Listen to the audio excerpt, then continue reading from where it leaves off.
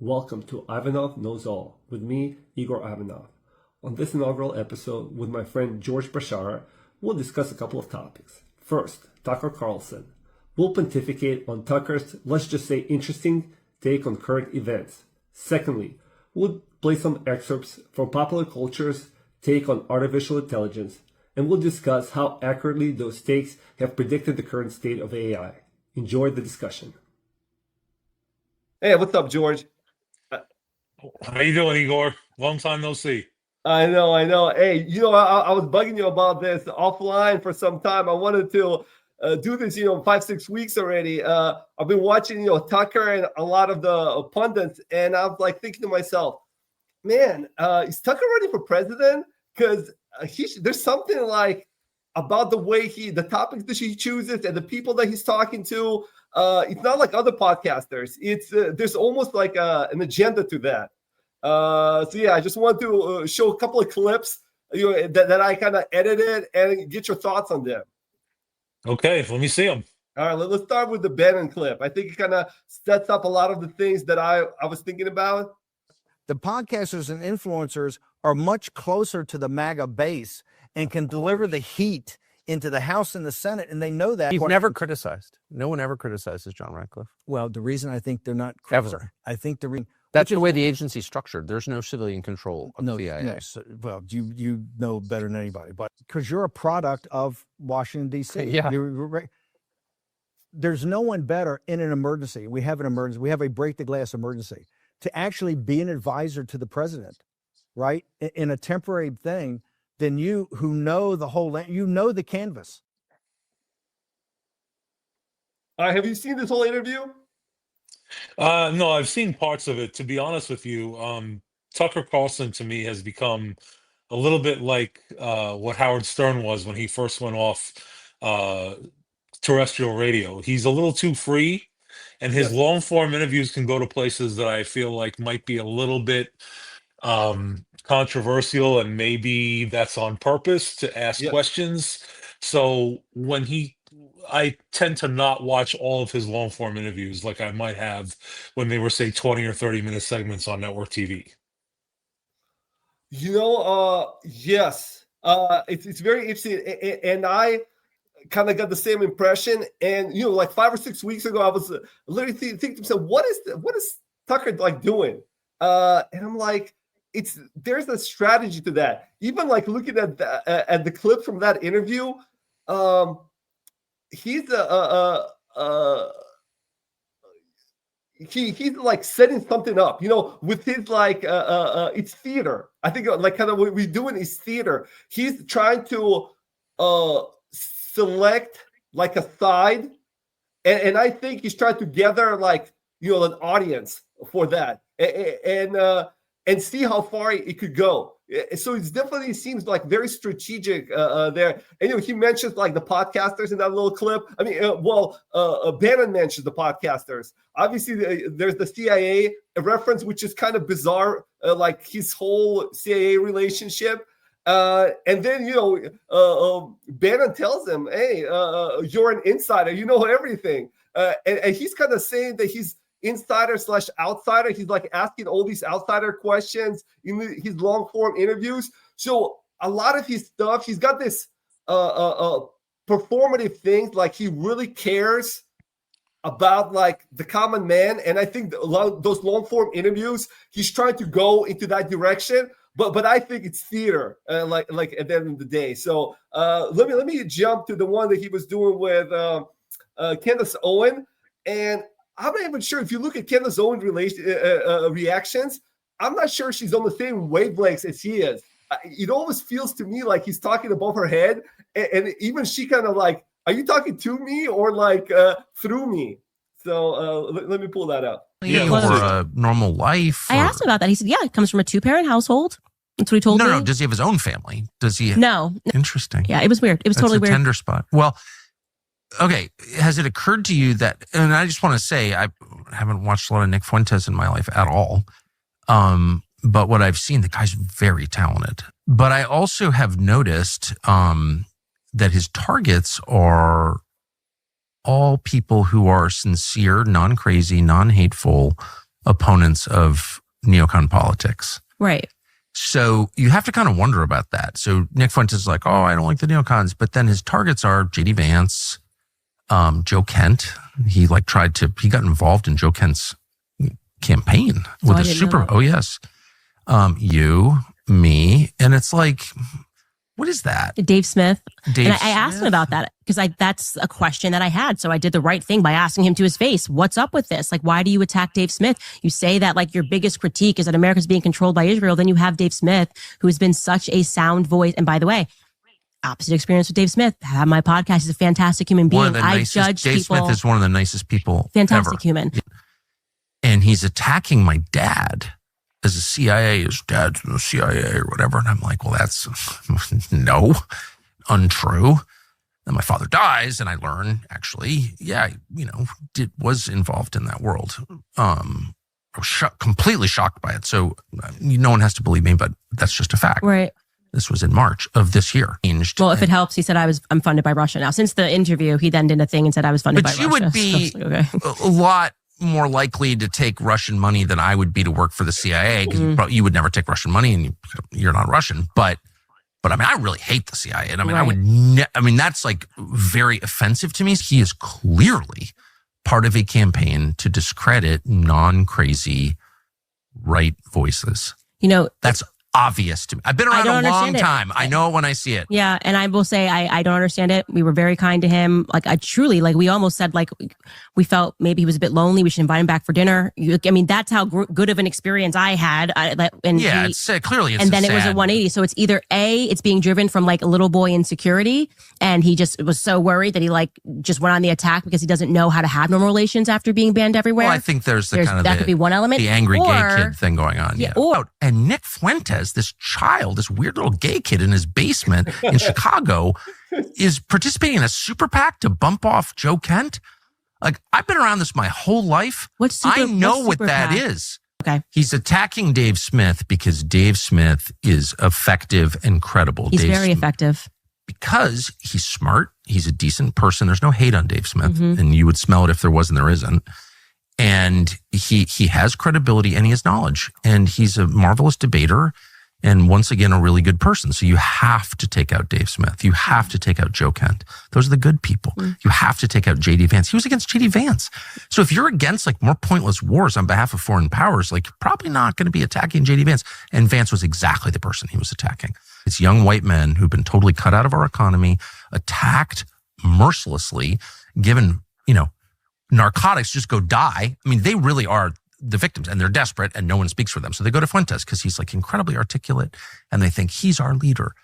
But in one of the saddest ironies of all, like he's acting against your interests, actually. It's it's really dark.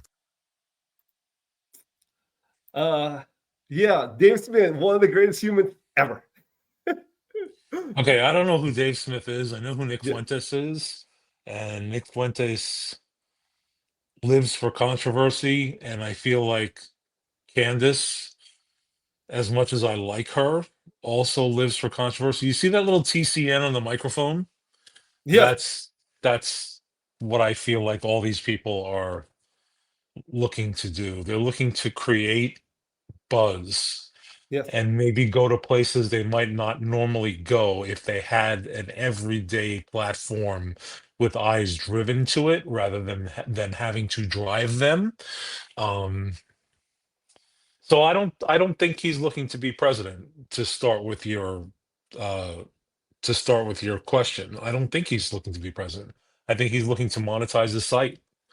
He says things that he knows are a little bit further than probably most people are thinking, in a way to generate clickbait. I mean, that's really my feelings on it. I think he's a lot more normal than he lets on. And I think he tries to be controversial, as does Candace, because otherwise, who are they? They're just two people. I'm sorry, Tucker Carlson didn't monetize his juice the way he thought he was going to. When he left Fox News, I think he thought whatever he did, he was going to automatically succeed at, and I'm sure he's doing quite well, but not as well as he thought he'd do. He didn't get all the Fox people he thought he might get just by coming over. That's just my feelings. George, let me circle back to that. So let me play the other clip, because I thought hearing the clip I'm about to play, that what you're saying is correct about he's trying to grow his own network. So let me play this clip is short, and then I'll give you my thoughts on that. Intentionally killing civilians, you probably shouldn't beat your chest and brag about it.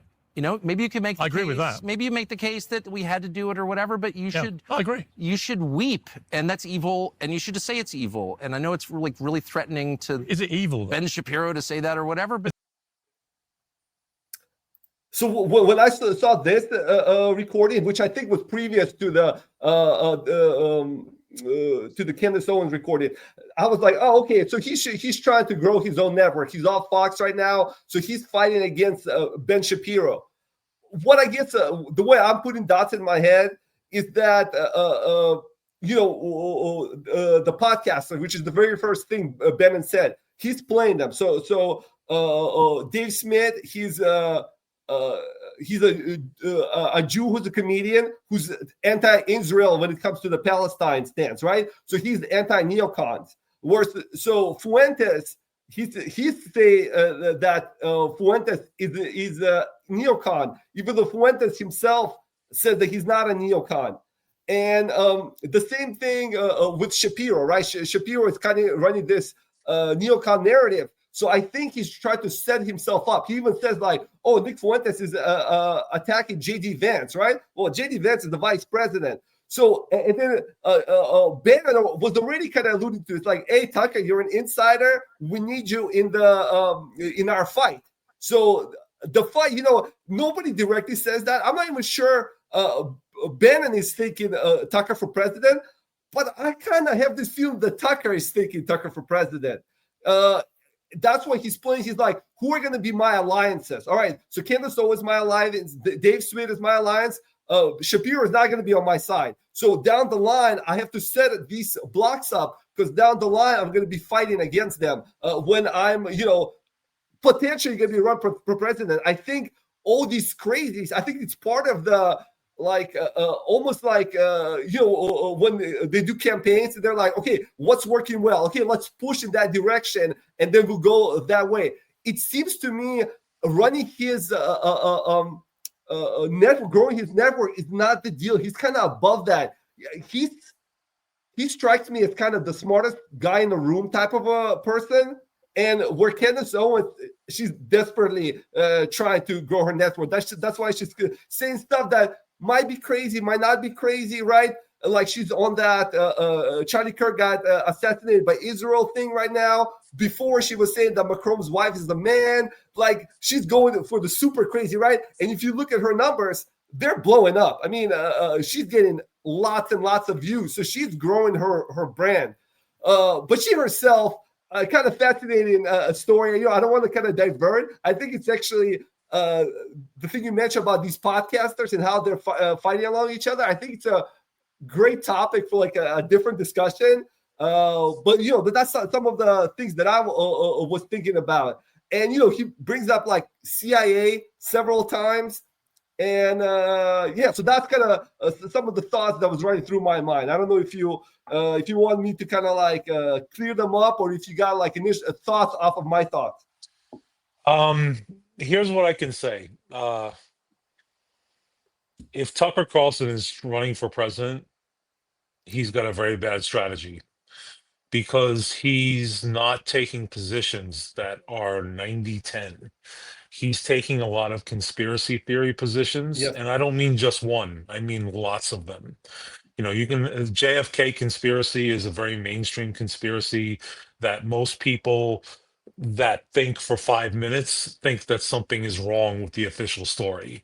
But he's also taking positions like maybe we really didn't land on the moon, and some other things that I've heard that I don't know. I can't think of them off the top of my head, because like I said, Well, let me help you out. I'm trying not to watch these deep dive things, because I honestly don't think there's his true opinion. So I don't really know what the situation is. And frankly, some of his guests are a little bit off their rocker, like a Nick Fuentes. I mean, maybe you agree with some of the stuff he says, maybe you don't, but there's some stuff that he says that's so off the reservation and so divisive that I'm not sure you can even take him seriously.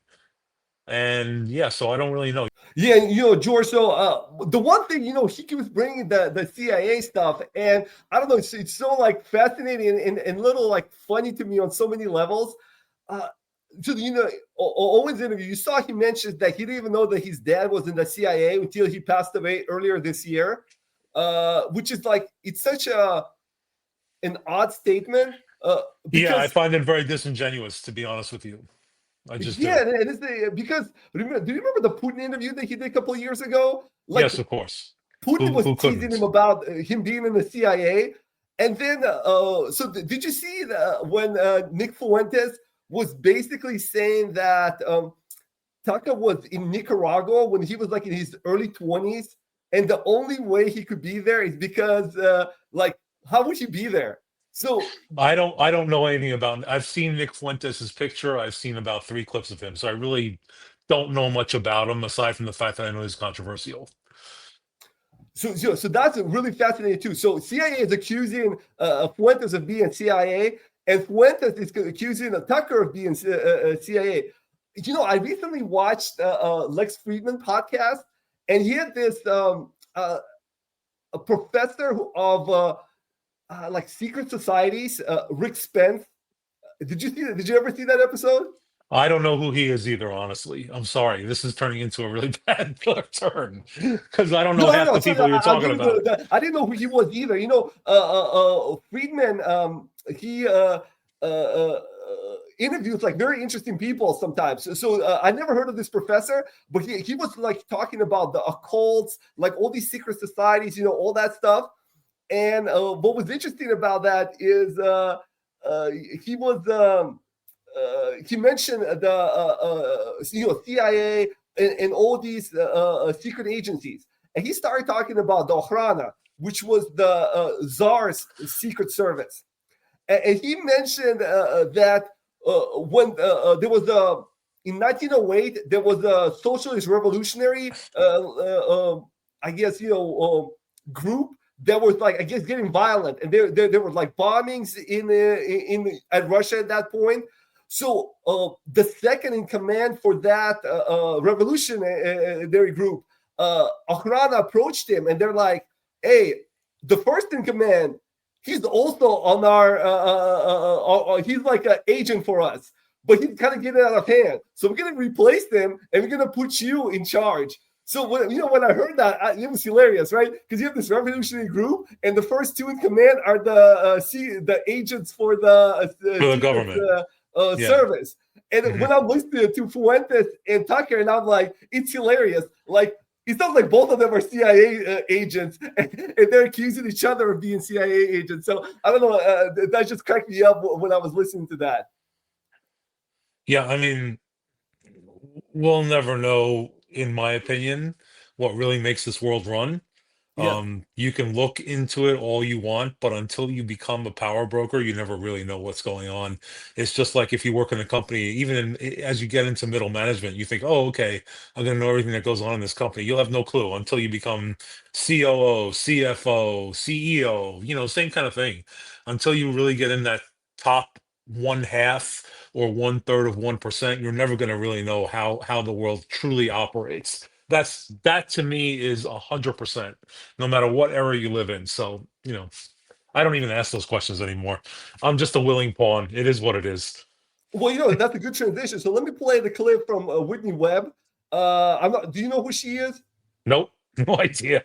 So she's like a journalist that to me seems like the biggest expert on Epstein. She's not talking about Epstein in this clip, but she's also, a lot of her reporting is who's running the world. I think she even has like a book called like One Nation Under Surveillance. And a lot of the things you were pointing out, that's exactly what her book is about. At least from what I've heard. I didn't actually read the books, but let me play the clip, how it relates to Tucker. Two, that we can't ignore is the fact that Peter Thiel is a major funder of independent and alternative media. Not Mint Press, not me, and definitely there's plenty of other journalists who are not funded by Peter Thiel, but a lot of the biggest names are. And for example, when Tucker Carlson went independent from Fox, he entered into talks relatively shortly thereafter with Peter Thiel, who was going to finance him. I'm not sure if that's confirmed or not, but it's definitely worth considering, especially since Tucker Carlson was one of the major people lobbying Trump to select J.D. Vance as his vice presidential candidate. So I think it's right on cue for what you were saying. And, Peter Thiel's name always pops up as this he's I guess, the right George Soros. He's the boogeyman who's behind everybody, right? J.D. Vance, he was his mentor. He's always investing in all these companies that are gonna, take over the world. It's kind of some of the things that you were saying. Well, I mean, my big thing is for every one of those, there's one on the left. For every one on the left, there's one on the right. As society in general is being manipulated by people with the most money. I mean, that's gone on since, the Middle Ages. The feudal lords had control of society through the church. They exercised power against the serfs, and that structure, no matter what incarnation you take, is always going to exist in the underbelly, whether it be communism, whether it be socialism, whether it be republics, whether it be monarchies, whatever the case is. The top 1/3, 1/5, whatever the heck of 1% is going to run the world in the background, no matter what you do. It's just a matter of how overtly they do it. So money talks So, and bullshit walks, right? yeah, but so George, it's funny. So you were kind of leading to the same conclusion as you were kind of discussing, this the power play of rich and powerful people, or beforehand when you ask yourself how the things work. And I think those 4 clips are actually very fascinating things, how things do work and how Tucker fits in there. So, he has the connection to Vance, Bannon, Thiel. He's playing this power structure between these right podcasters I'm friends with, these right podcasters I'm not friends with because I have to take a particular stand. So it's very interesting. This happened after I thought of the idea to put the clips together, but obviously after the Charlie Kirk assassination, Tucker and J.D. Vance had that show together on the Charlie Kirk's platform. And it was also a very fascinating conversation because J.D. Vance is trying to get everybody on the right to be on the same page. And Tucker is still attacking, Netanyahu. He's attacking Mark Levine, who's like a kind of neoconish right winger. So it's very so even they were kind of butting heads on that interview, even though it was pleasant. But I think Tucker, in his kind of theatrical manners, tried to manipulate what he wanted to say, and J.D. Vance, in his slickness, tried to manipulate what they were trying to say. I don't know. I thought it was very interesting from some of the clips that I saw. Well, see, that's why I say I don't think that Tucker is in his mind running for president anytime soon, because he takes too many positions that are unpopular with most people for different reasons. So if he's playing to the conservative base, yes, attacking Israel works for a small percentage of them, but it really plays more to the left. Whereas supporting Candace Owens plays more to the ultra right because she comes up with these, Macron's wife isn't a woman kind of thing. So again, it's too many odd man out positions. If you look back to when Trump was getting on the scene in 2016, they were all common sense positions that no one else was taking. Whereas I feel like Tucker Carlson isn't taking common sense positions.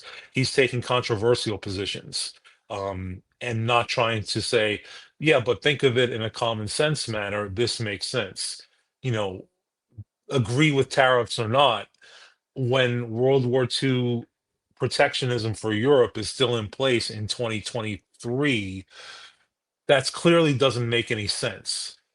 Like, why are we still allowing Europe to stifle our imports of, Mhm. say, cars to Europe? That was set up to help them restart their industrial base after World War II. Well, I mean, that's 80 years ago. I mean, enough is enough. That's a common sense issue that you don't have to agree with, but you go, oh, I see why he thinks that way. I don't see any of Tucker Carlson's positions when it comes to the controversial stuff as, yeah, I don't agree with you, but I see why you think this way. And that's why I don't think he's setting himself up for a presidential run, or not a successful presidential run. That was my thought, and I hear what you're saying, and I actually was thinking of that beforehand. But I think he's one of the big Trump points. His first campaign was fake news, and I think this distrust of all the media. I think Tucker's kind of ahead of it. I think that's why he has all these crazy ideas. And before Charlie Kirk was shot, he started his campaign on the 9/11 commission, and he had to pause it, and now he restarted it again. Basically, bringing up a lot of. You're frozen. Audio and video frozen. Man, that's kind of the impression that I'm getting.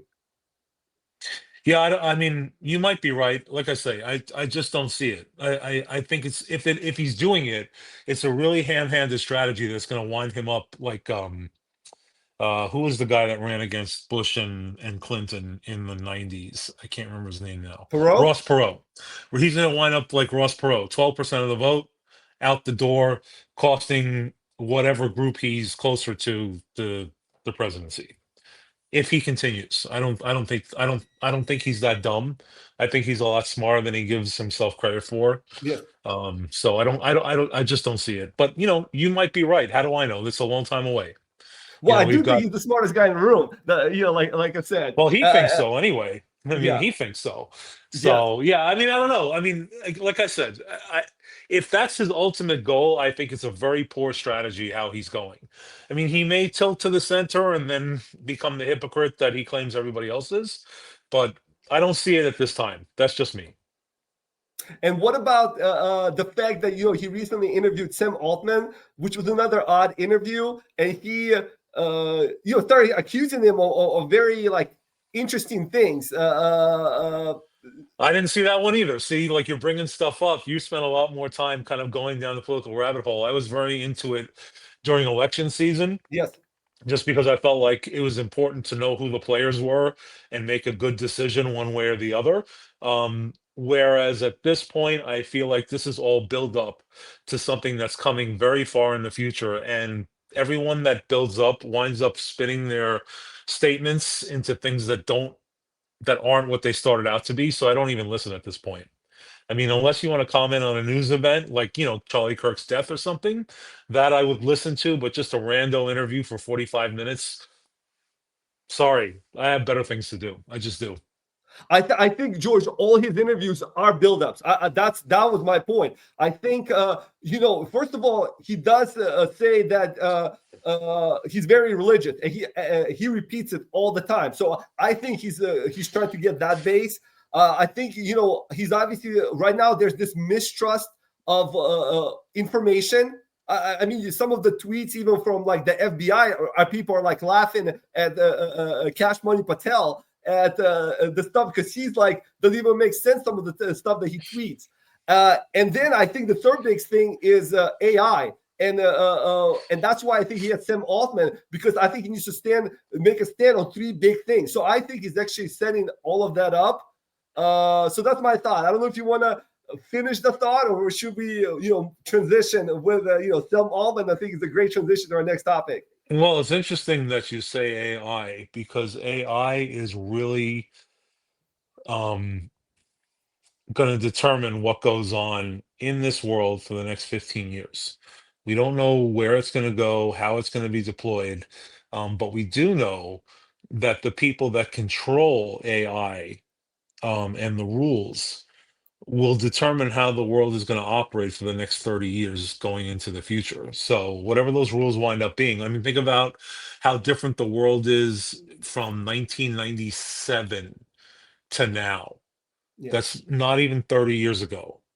I mean, I don't know who's going to be watching this, but if you're under the age Millions. of 30, if you're under the age of 30, you have no idea what it's like to live in a world where you can't access information when you feel like it. And when the internet first started, everybody was like, oh, be careful. You don't know what's on there. You don't know what's on there.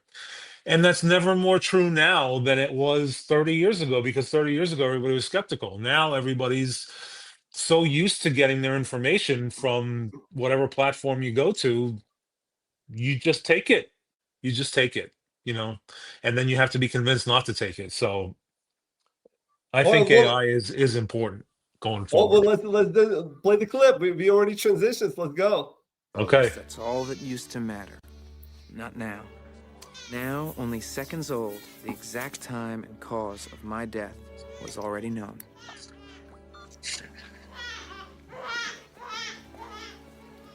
Neurological condition, 60% probability. Manic depression, 42% probability. Attention deficit disorder, 89% probability. Heart disorder, 99% probability. Early fatal potential. Life expectancy, 30.2 years. 30 years. I have a wish to make. And what is your wish? Please make me a real boy. So my I see mommy dead will people. love me and let me sing. We began to recognize in them a strange obsession. After all, they are emotionally inexperienced with only a few years in which to store up the experiences which you and I take for granted. If we gift them with the past, we create a cushion or pillow for their emotions, and consequently we can control them better. Memories. You're talking about memories. I was thinking about the other things I've been feeling, and I caught myself feeling proud of that, proud of having my own feelings about the world, like the times I was worried about you, and things that hurt me, things I want. And then I had this terrible thought. Like, are these feelings even real? Or are they just programming? Good morning, sir. Yet another on-time delivery from... Get the hell out of my face, Scanner. Have a nice day.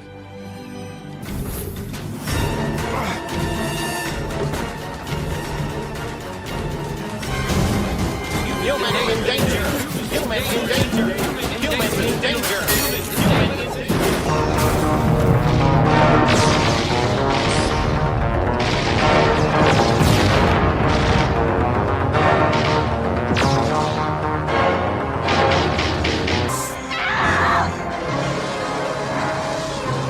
Kill all humans. Must kill all humans. Bender, wake up! I was having the most wonderful dream. Oh, so just because a robot wants to kill humans, that makes him a radical. Man, I wish we had a robot to do stuff. I know, right? Bender, would you mind bending my new sweaters? There's only 2 of them. Wait, oh, you want me to do 2 things? Man, I'd call my lawyer if dialing the phone wasn't such a hassle. I'm gonna go build my own theme park with blackjack and hookers. In fact, forget the park. Do you take Visa? Visa hasn't existed for 500 years. American Express? 600 years. Discover card? Sorry, we don't take Discover. The last one, I just had to put it in because it cracks me up every time I see it. But what? I had Gattaca here, AI, Blade Runner, Her, iRobot, Terminator, and then Futurama, kind of satirizing kind of different aspects of artificial intelligence that potentially we're going to, right? Gattaca kind of shows kind of how to build the perfect human from DNA from birth. And then you have AI, Blade Runner. What's like what a lot of these like people talk about transhumanism. That's at least my interpretation. With her, it's the way the way people use ChatGPT as like as a psychologist or like romantic slash therapeutic relationship that they have with ChatGPT or any other similar platforms. Obviously, iRobot and Terminator is robots taking over the world, and then, like I said, Futurama kind of mocking some of these concepts. So yeah, you kind of started touching on that. Well, what did you think from the clips? It's a good array of clips to put like what the concerns with AI or what the existentialism with AI is, right? Was Gattaca the first one? Is that the first one you did? Yes. I think that's the closest to what is going to actually happen. We've already seen that people can be manipulated in a lot of directions. If you just think about health guidance in terms of diet, in the 80s, eggs and butter became the enemy. Then recently, eggs have made a comeback, whole eggs with the yolk. And then red meat was the enemy, and you should eat plant-based stuff like Impossible Burgers. And now, because of all the preservatives needed to make an Impossible Burger last more than an hour, now that's the enemy. So trying to predict someone's future health through DNA test screening and testing, I think that's something that's going to come down the pike. Now, the question is, how is it interpreted and what do you do with that information? That's a testament to the human spirit. What will you do? Will you fight against that information? Will you use it to extend the experience of your life, or will you just, be resigned to your fate? Like Mickey Mantle was, his father died young and he drank himself to death thinking he was going to die young too. So I think that's the closest to how AI will be a problem. Now, that doesn't mean that some rogue crazy person couldn't blow up the world and cause World War III because, AI takes over all the defense systems. But that could happen with some rogue nation right now. So anything is possible. I don't really know. But AI is important, and it's going to shape the way the world the way the world is lived 10, 15 years from now for sure, and going forward. So there's so Bannon talks about transhumanism a lot. I don't know if you ever listened to him, but especially referencing Elon Musk, right? With his is it Neuralink? Yeah, Neuralink. Yeah, Neuralink. So Neuralink, for those that don't know, is the goal is to implant a chip in your brain to stimulate parts of the nervous system that are either disconnected from the brain or in some case malfunctioning to restore hearing, eyesight, function of the limbs, something along those lines. That's the stated goal. Whether that can be perverted into mind control or some form of transhumanism, that's entirely possible. But you know what? That's a long time away. What have they transplanted? Like 4 people? Yeah. If you could cure someone's epilepsy, is it not worth it? Is that transhumanism? I don't know the answer to that, but I can tell you that medical science makes sacrifices all the time in the advancement of treatments and cures for diseases and maladies for the human race. One of the arguments that I hear is if they put that chip into your brain, and they'll say, "Oh, we'll never turn it off." Well, will they, or won't? Well, that's true. They could use it to control you for sure. But let's say they turn it off, and you're a quadriplegic. Yeah. Well, what good is it to turn okay? I mean, what are you going to do? Go kill somebody for that? I mean, I guess. Maybe. Oh, well, there's that. I think some of the conversations was especially with like political enemies, right? Like, oh, you're like this political enemy, and he happens to have that chip. That just turn it off. I mean, look, I mean, we're gonna have self-driving. We already have self-driving cars. Yes. Okay. Well, you don't need to transplant anything into anyone. You can You can have these self-driving cars do facial recognition. One of them jumps the curb and runs somebody over. I Oops, saw accident. Yeah. I mean, I saw just recently. They had an article how the police were doing sobriety check and they pulled over a Waymo. yeah, they pulled over Waymo. Yeah, but the Waymo apparently complied and was very respectful. So I mean, it didn't get a resisting arrest charge, which is nice because you wouldn't want that on your record as an autonomous driving vehicle. So yeah, I mean, like I said, anytime there's technological advancement of any kind, something gets sacrificed. So think about the medical advancements of the 19th and 20th century. They were at the expense of animal welfare. They were at the expense of the mentally ill, the incorrigibly insane, whatever you want to call them.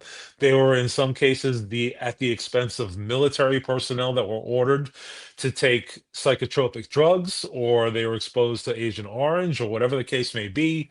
You know, all these things have happened. You know what I'm saying? And they're documented. So I'm not making stuff up here.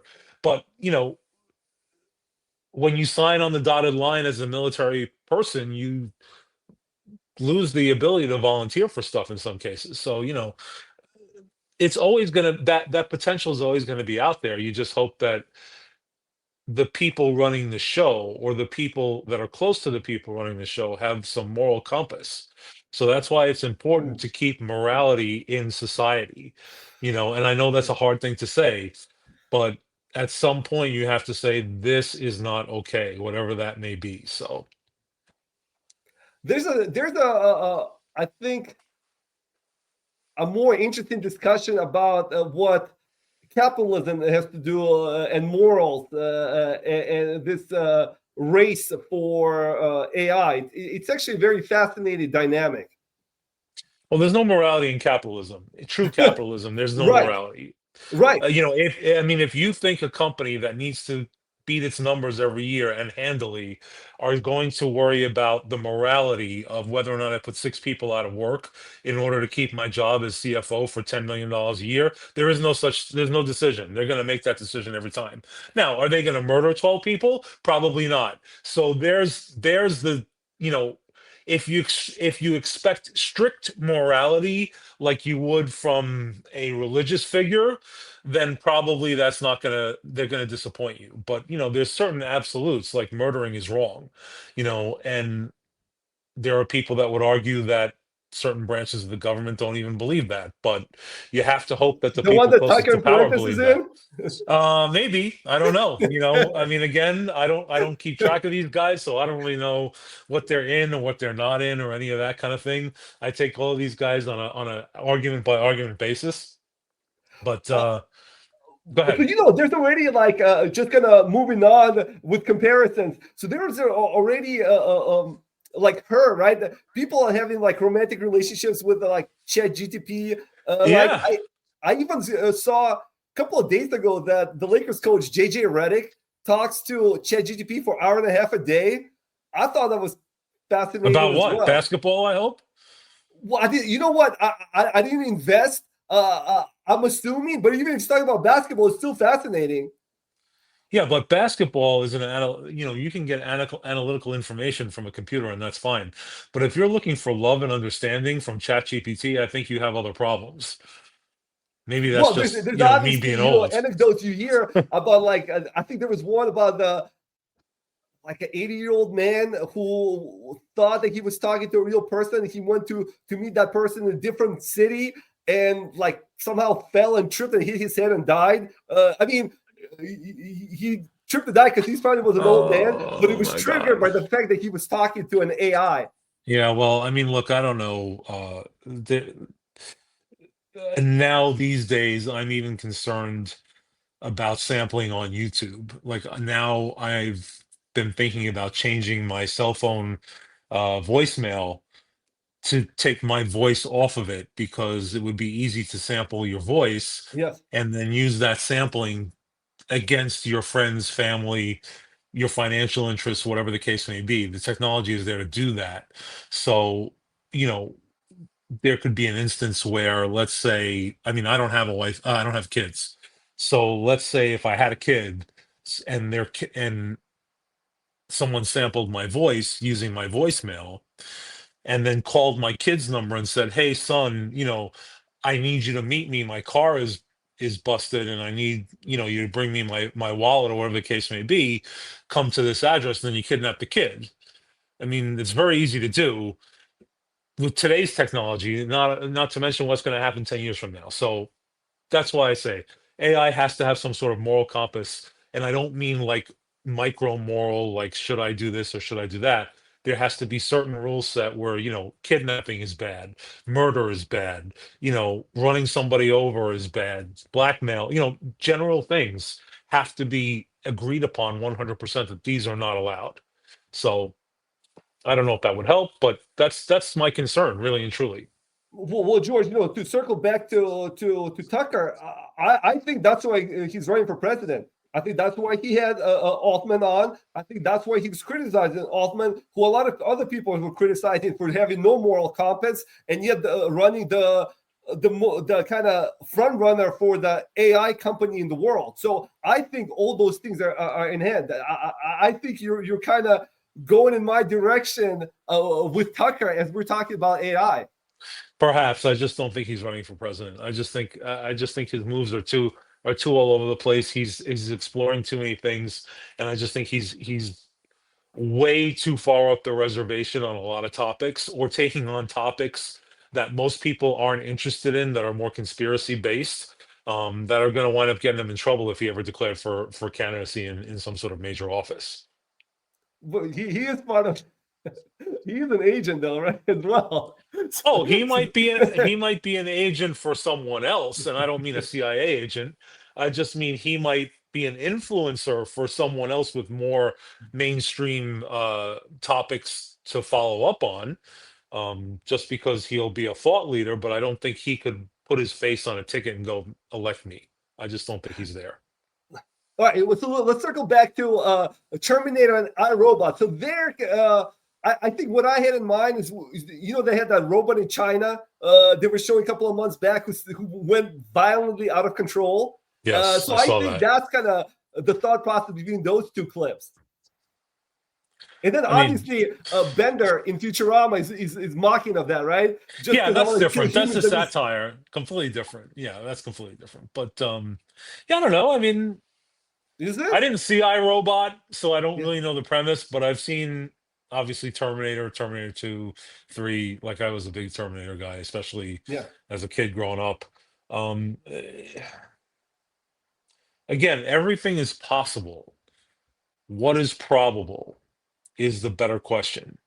And frankly, there's examples, right? A lot of these movies that I pulled the clips of, we kind of have examples in initial stages, and sometimes maybe not initial stages, are already moving down the line. Not advanced yet, but definitely moving down the line.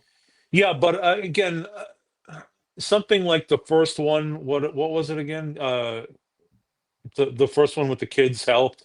Gattaca. Okay, so like Gattaca, to me, that more near future. Yes.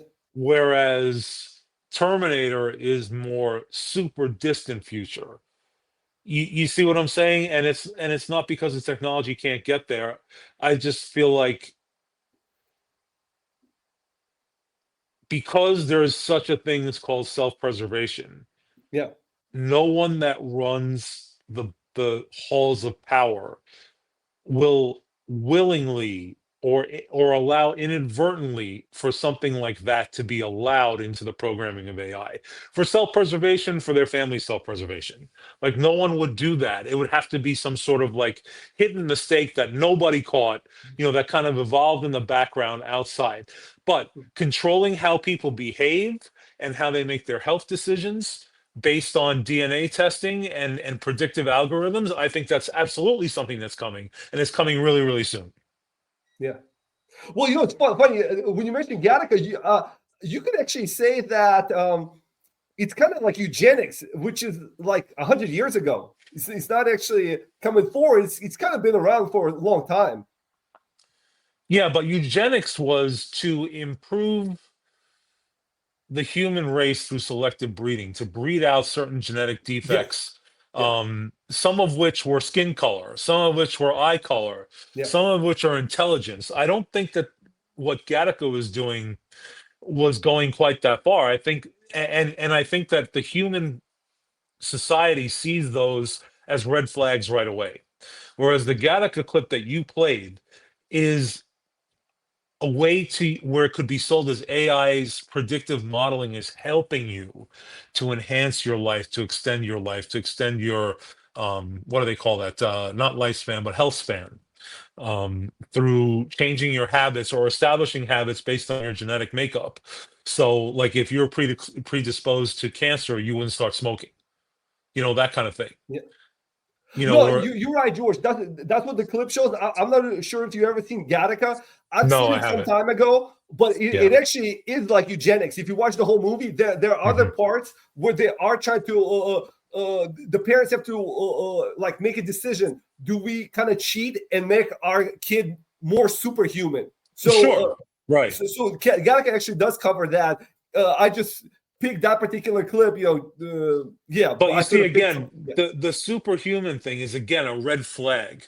Yeah, people see that, and maybe the person that's making that decision doesn't notice it, but everyone around them does, and society will collectively shun that type of procedure. That's why I'm saying, like, what the clip that you showed is almost a certainty going forward. In fact, you're seeing it now. With women, say, that remove both breasts when they have breast cancer. Okay, I have a family history. I already have breast cancer. I'll pull both, so I don't have cancer again. And that's the very simplistic stages of what Gattaca showed as a possibility going forward. It's already happening, so I feel like that's 100% going to happen for the majority of society. The one thing I actually think Futurama is pretty profound. And then Groening, the creator of Futurama, who's also the creator of The Simpsons. The Simpsons, I think it's like a different topic to talk about that guy, because that guy is a genius.